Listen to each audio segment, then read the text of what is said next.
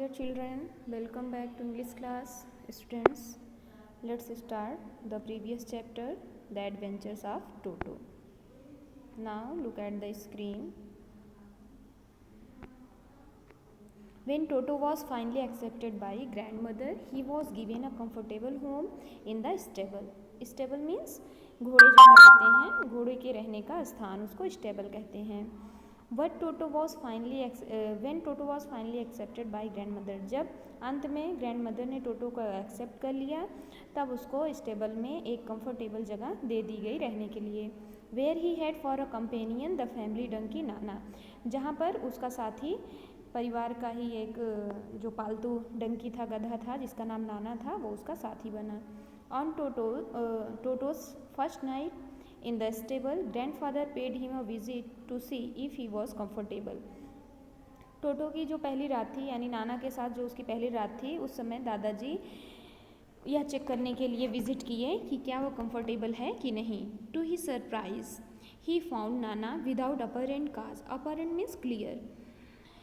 तो दादाजी को सरप्राइज़ हुआ यह देखकर कि बिना किसी कारण के, बिना किसी क्लियर रीज़न के, pulling at her halter. Halter is a rope which is fastened from which the donkey was fastened. Halter एक रस्सी होती है जो घोड़े के या फिर गधे के गले में बांधी रहती है और उसको फिर नेल से या खूंटी से बांध दिया जाता है. हाल्टर इज़ अ रोप.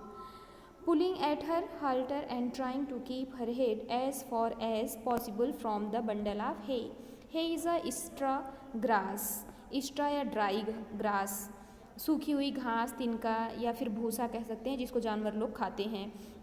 वह अपने हाल्टर को, यानी अपने गले में बंधी हुई रस्सी को खींच रहा था और भूसे के बंडल से, या कभी कभी आप देखते हैं घोड़े के गले में ही भूसे का उसके खाने का सामान उसे गले में लटकाए रहता है और मुंह डालकर वो खाते रहते हैं. सब इसी तरह कुछ बंडल रहा होगा या भूसे का ढेर रहा होगा, वहाँ से अपना मुंह निकालने की कोशिश कर रहा था और अपनी रस्सी को खींच रहा था. Grandfather gave Nana a slap across her haunches.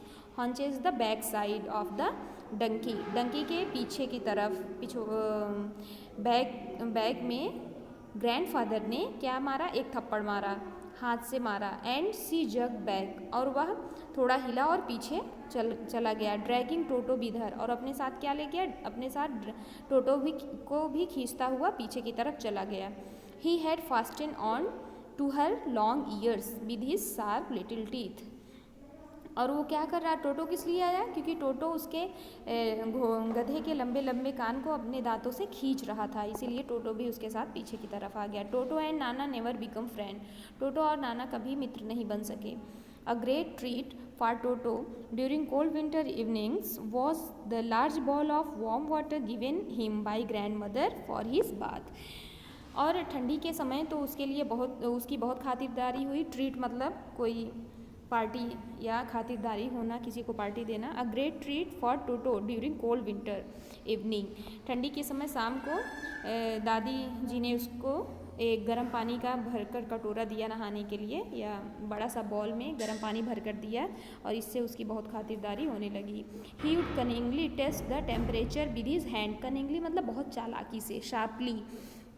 उसने बहुत चालाकी से पानी के टेम्परेचर को हाथ डालकर टेस्ट किया. Then gradually step into the bath. तब धीरे धीरे वह बाथ नहाने के लिए अपना कदम बढ़ाया. First one foot then other. सबसे पहले पहला पैर डाला, फिर दूसरा पैर डालता है. As he had seen me doing, जैसा कि वह मुझे करते हुए देखता था. Until he was into the water up to his neck. और तब तक ऐसे करता रहा, एक के बाद एक पार्ट्स ऑफ बॉडी को अपने डालता रहा, जब तक कि पानी उसके नेक तक नहीं आ गया, गले तक नहीं आ गया. Once comfortable he would take the soap in his hand और फीट. जब वह पूरी तरह से कंफर्टेबल हो गया, पानी के अंदर घुस गया, तो he would take the soap. उसने साबुन लिया और अपने हाथ और पैरों में रब किया, और हिमसेल्फ ऑल ओवर, और पूरे शरीर में लगाया साबुन को. When the water became cold he would get out and run as quickly as he could to the kitchen fire in order to dry himself. और जब पानी ठंडा हो गया तब ही कुड गेट आउट, वह बाहर निकला और अपने आप को सुखाने के लिए किचन के आग की तरफ जितनी तेज़ी से भाग सकता था भाग कर गया.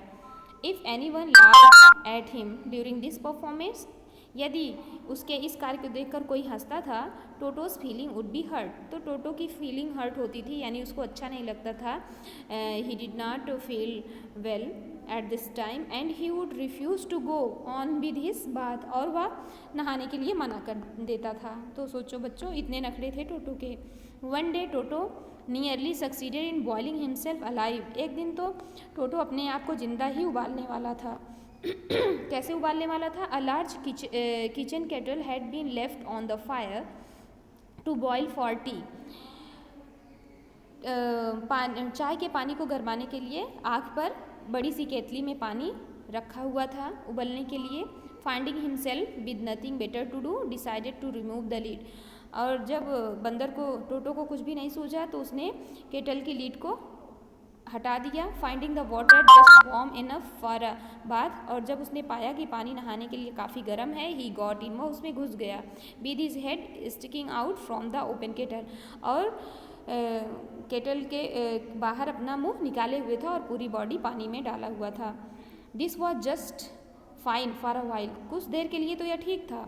Until the water began to boil, जब तक कि पानी ना उबलता तब तक के लिए तो ये ठीक था. Toto then raised himself a little, तब टोटो ने अपने आप को थोड़ा उठाया. But finding it cold outside, लेकिन जब देखा कि बाहर बहुत ठंडी है, सैट डाउन अगेन, फिर से उसमें बैठ गया. He continued hopping up and down for some time, hopping मतलब जंपिंग. वह कुछ समय के लिए उसी में ऊपर नीचे करके कूदता रहा, बैठा रहा केटल के अंदर. Until grand mother arrived and hold him, hold means pulled out, बाहर निकालना, half boiled out of the kettle. तब दादी माँ वहाँ पर पहुँची और उसको आधा उबला हुआ ही केटल के बाहर निकाल ली, यानी वो आधा उबल चुका था, वो काफ़ी गर्म हो गया था. If there is a part of the brain specially devoted to mischief, that parts was largely developed in Toto. अब यहाँ क्या कह रहे हैं? If there is a part of the brain specially devoted to mischief, यदि हमारे body में कोई ऐसा पार्ट है जो गलतियों को डेवलप करता हो, जो शरारतों को बढ़ाता हो, तो that part was largely developed in Toto, तो यह पार्ट टोटो के अंदर बहुत ही विकसित था. Means Toto was much mischievous and naughty.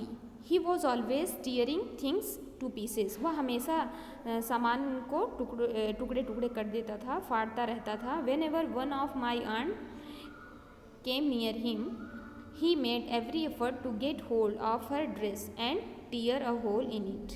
जब कभी भी मेरी कोई आंट मुझसे मिलने आती थी, केम नियर हिम, या उसके पास जाती थी. Whenever one of my aunts came near him, जब मेरी कोई भी आंट उसके पास जाती थी, चाची या बुआ कोई भी उसके पास जाती थी, he made every effort to get hold to her dress and tear a hole in it, तो उनके ड्रेस में वह एक होल करने में या उसको काटने की पूरी कोशिश किया करता था. स्टूडेंट्स, आप यहाँ तक लर्न करेंगे, इसके आगे आपको कल पढ़ाया जाएगा. Thank you children, good bye.